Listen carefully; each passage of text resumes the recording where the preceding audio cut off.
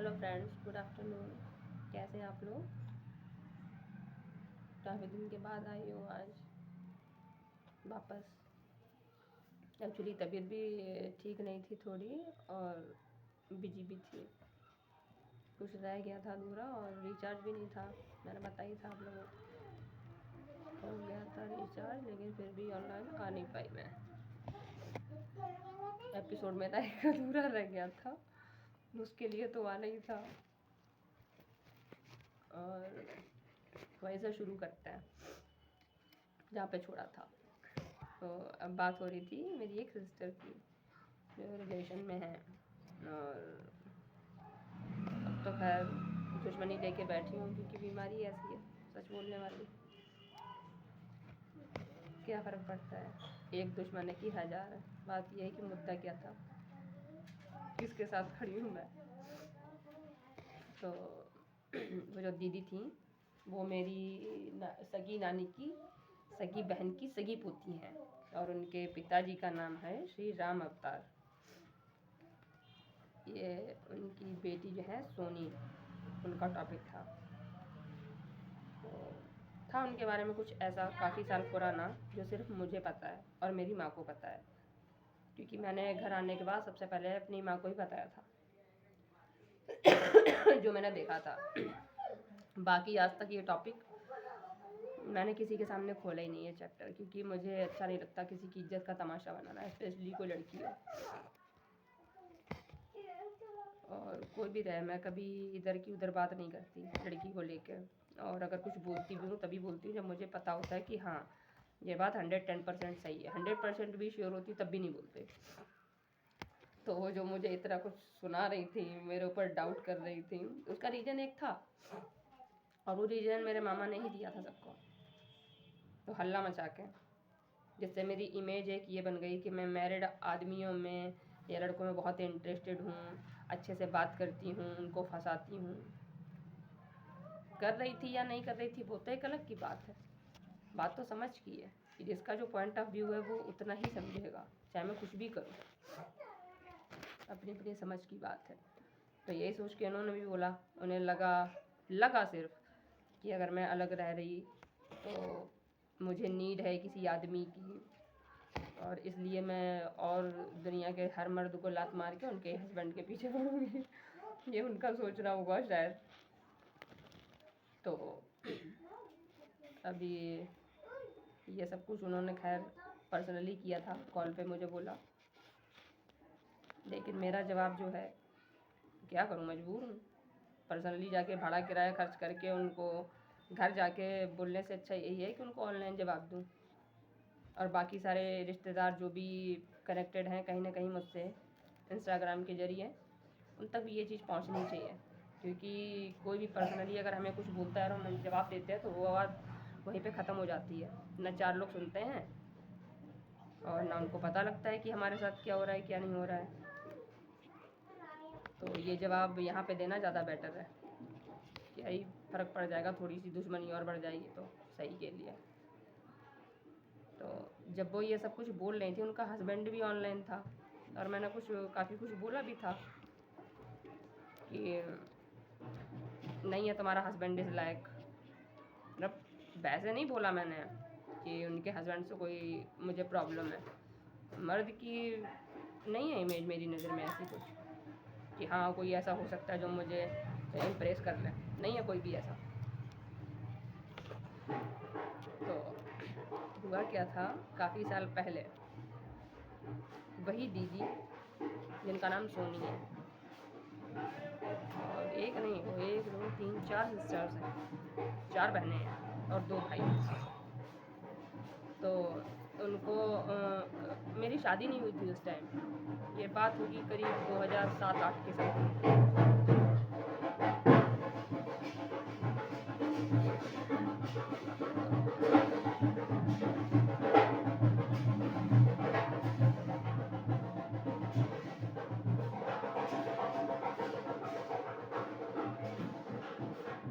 मैं प्लेटफॉर्म से अपने घर की तरफ आ रही थी,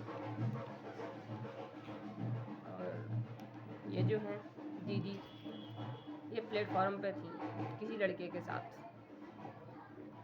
उससे पहले इन्होंने कभी ये जानने की कोशिश नहीं की कि हम लोग कहाँ पे रहते हैं, कहाँ पे नहीं, कभी नहीं, आना जाना भी नहीं, कोई मतलब नहीं किसी भी तरीके का। और मैंने इनको उस लड़के के साथ देख लिया जिसके साथ ये थी। मेरी नज़र बहुत तेज़ है, मुझे एक्स्ट्रा दिख जाता है, जो लोग छुपाने की कोशिश करते हैं वो भी।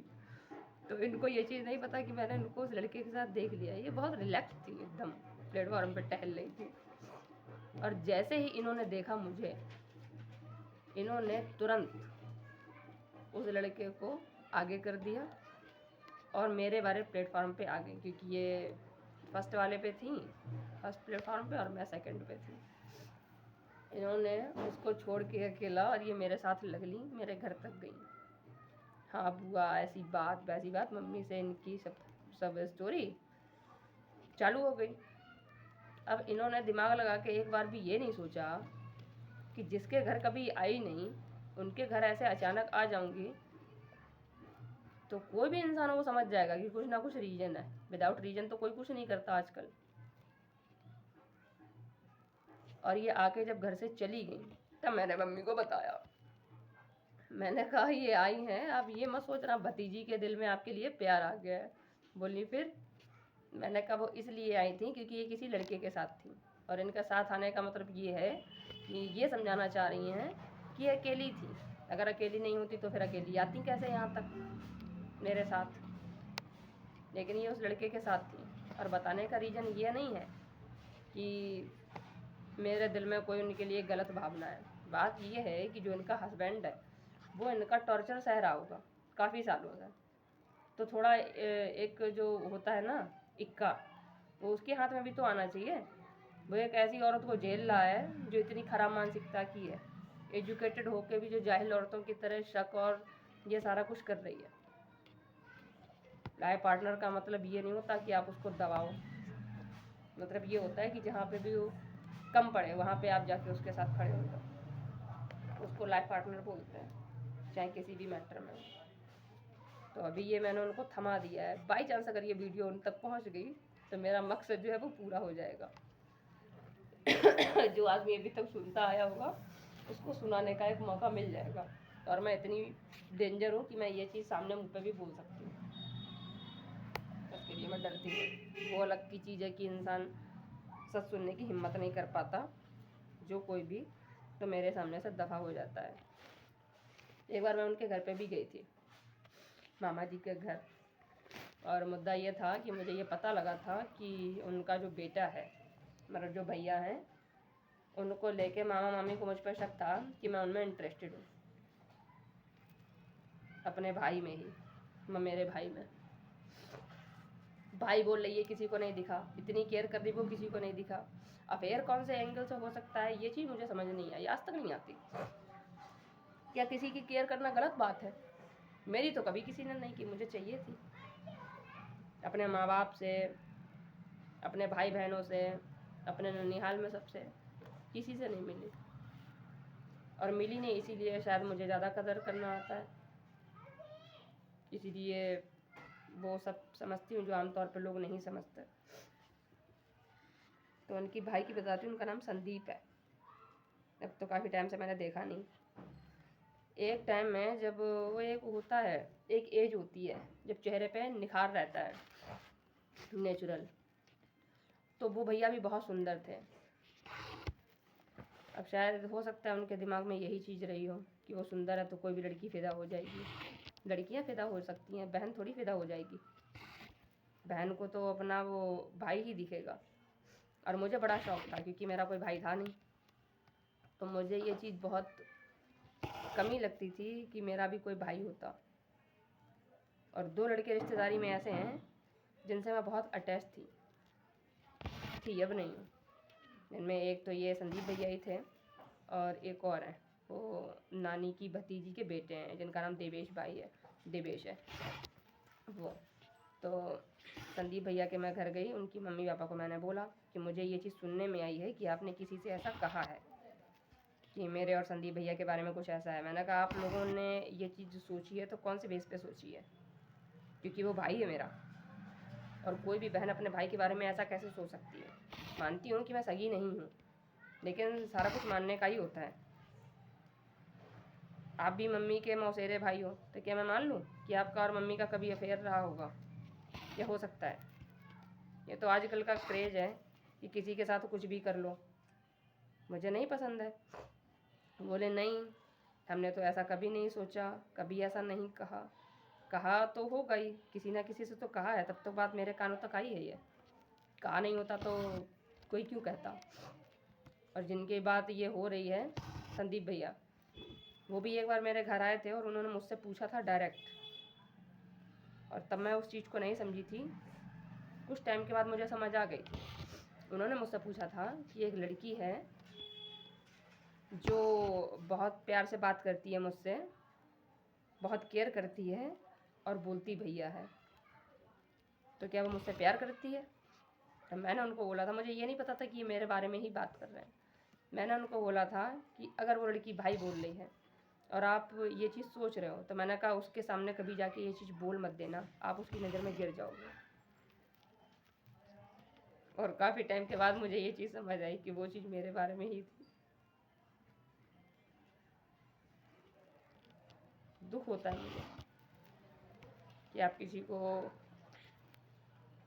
भाई समझ के इतना वैल्यू देते हो और वो इंसान आपको आपकी ही नज़र में दो कौड़ी का कर देता है। उस दिन से मुझे एक चीज़ और रियलाइज़ हुई कि इंसान को उसकी औकात से ज़्यादा इज्जत कभी देनी नहीं चाहिए। सर पे बैठ के तांडव करता है।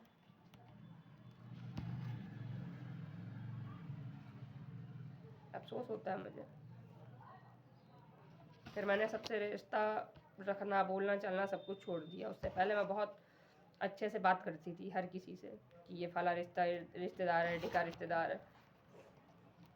और मेरी मौसी वो बोलती थी कि भाई हमारे घर पे कोई नहीं आता, इसके घर पे सारे लोग जाते हैं, इसी की वजह से जाते हैं। उसमें एक पॉजिटिव वे भी निकल रहा है और एक नेगेटिव भी है। पॉजिटिव ये है कि मैं उनकी अच्छे से केयर करती हूँ, अच्छे से बातचीत करती हूँ। हर रिश्तेदार यही डिजर्व करता है। और दूसरा एक नेगेटिव ये है कि मैं उनको रिझाती हूँ, जहाँ तक मुझे समझ आता है। तो ये वर्ड्स मेरी मौसी ने ही बोले थे। उन्होंने, जिन्होंने कभी किसी को इंसान नहीं समझा। अमीर बाप की बेटी थी, भाई वो क्यों समझती। फिर मैंने रिश्तेदारी में भी जीरो ही कर दिया, क्योंकि मैं समझ गई मेरी मेंटालिटी अलग है। और पूरी रिश्तेदारी में एक आदमी ऐसा नहीं है जो मुझे समझ सके, कोई एक भी। ये तो वही हिसाब हो गया कि अलग देश में जाके अलग भाषा वाले लोगों के साथ रहना। अगर मैं बोलूँ भी तो उनको समझ नहीं आएगा, वो बोलेंगे तो मुझे समझ नहीं आएगा। ये करते करते 35 साल की उम्र मेरी यहीं पर निकल गई और अभी मैं बहुत इरिटेट हो रही, क्योंकि बच्चे हैं। अब इतने छोटे बच्चों को लेके बाहर निकलना भी सेफ़ नहीं लगता, तो नहीं छोड़ पा रही। लेकिन कहीं ना कहीं दिल के अंदर ये चीज़ है कि जितनी जल्दी पॉसिबल हो मैं ये जगह छोड़ दूँ, वरना मर जाऊँगी यहीं इन जाहिलों के बीच में। मेरी सोच तक ये पहुँच नहीं सकते और इनकी सोच तक पहुँचने के लिए मैं अपने लेवल से गिर नहीं सकती। समझ सब आता है, लेकिन क्या फ़ायदा है। अपने स्तर से उनको उठना ही पसंद नहीं है। मर्द इस अहंकार में जी रहे हैं कि हाँ भाई उनको मर्द का शरीर मिला है, वो ताकत मिली है, तो वो औरत को झुकाएंगे। एजुकेटेड होके भी कोई नतीजा नहीं है। मैंने नहीं देखा आज तक कोई भी ऐसा इंसान जिसे एजुकेशन मिली हो और उसके दिमाग में ये सारी चीज़ें चलती हों। पढ़े लिखे लोग भी हैं, वो भी सिर्फ गुलामी करने के लिए ही उन्होंने एजुकेशन ली है। और उनको अभी आप किसी भी टॉपिक पर बोलो तो कहेंगे हमको क्या मतलब है, हमें क्या लेना देना, हमें तो बस अपने से काम है। और फिर पता चलता है कि इनकी एजुकेशन का कोई मतलब नहीं।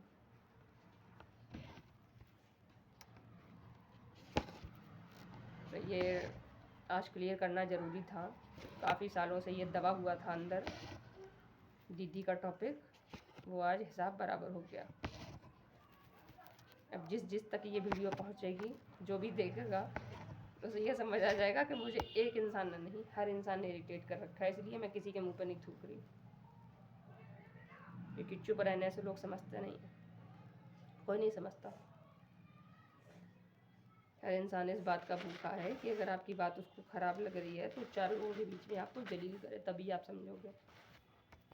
मैं तो खामोशी में भी समझा सकती हूँ, लेकिन लोग समझते ही नहीं हैं। किसको फुर्सत है कि कोई किसी की चुप को सुने बैठ के। और कोशिश कर रही निकल जाऊँ यहाँ से जैसे भी हो। ये भिखारियों वाली ज़िंदगी नहीं पसंद है मुझे। बच्चों की वजह से कर रही थी, ऐसे लोग हेल्प करते हैं, मुझे नहीं अच्छा लगता देख के। ना पसंद नहीं है, लेकिन जब लोग देते हैं तो लगता है कि हाँ वक्त के हिसाब से तो वो ज़रूरत है, लेकिन पर्सनली बहुत ख़राब लगता है मुझे।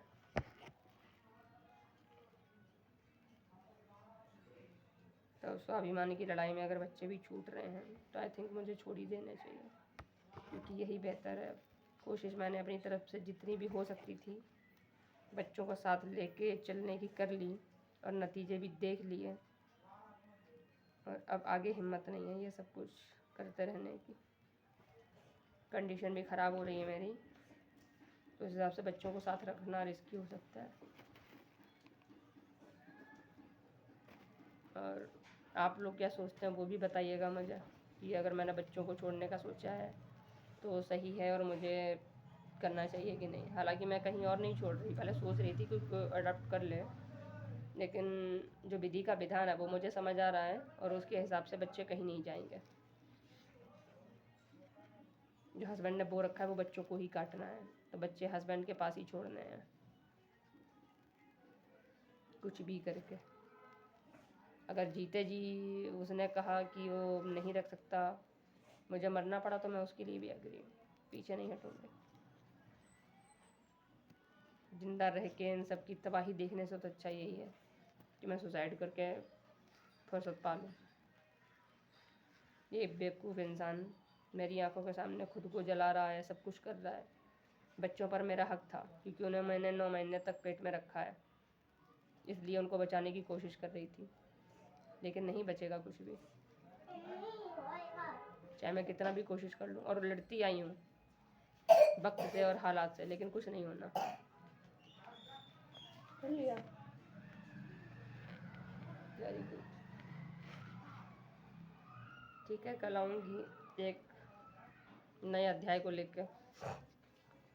तब तक के लिए बाय, टेक केयर।